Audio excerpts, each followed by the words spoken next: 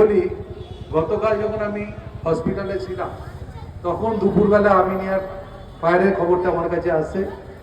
আজহার হচ্ছে ওদের মালিক, আমাকে ফোন করে বলে, স্যার আমাদের শ্যামবাজারের কাউন্টারে আগুন হয়েছে। তা আমি সঙ্গে সঙ্গে ফায়ার স্টেশনকে যোগাযোগ করি, ডিজিকে বলি। কেউ ভাবতে পারেনি যে সুজিতদা বেডে শুয়ে হসপিটাল থেকে ফোনটা রিসিভ করে নেবে, আবার আজকে রাস্তায় নেমে যাবে। তার কারণ আমি অনেক হার্ড ওয়ার্ক করি, এবং যে হার্ড ওয়ার্কটা করি মানুষের জন্য করি, সেটা মানুষের বিশ্বাস আছে।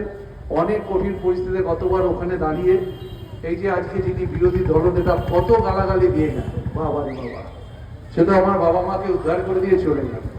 আমি বলেছিলাম, আর এখানে একজন নেতা আছেন, নাম আমি বলতে চাই না, ক্রমশ ক্রমশ তলানিতে যাচ্ছে, আর যাবে তলানিতে, যেখানে গেছে তলানিতেই যাবে, ওপরে উঠবে কিন্তু। ওপরে উঠতে গেলে তো ভালো লোকের সঙ্গে থাকতে হয়, ভালো লোকের সঙ্গে থাকলে দেখবেন প্রমোশন হবে। খারাপ লোকের সঙ্গে থাকলে কি করে প্রমোশন হবে? ওই মুখ বাড়িয়ে পেছন দিয়ে উঁকি মারতে হবে, সামনে আসতে পারবে। সুজিত বোসের সামনে থাকলে সামনে আসতে পারবে। আমি বলি আপনি যেখানে আছেন ভালো থাকুন, কিন্তু আবারও যার পিছনে ঘুরে বেড়াচ্ছেন, ওই ঘুরে বেড়াতেই সারা জীবন হবে। দেখতে